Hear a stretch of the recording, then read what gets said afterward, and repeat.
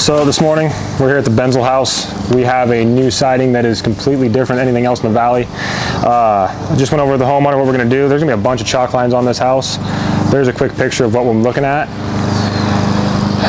We are going to try to figure out how this all lays out on this house. So stay tuned. This is gonna be a whole new way to do siding. It's gonna be pretty sweet when we're done.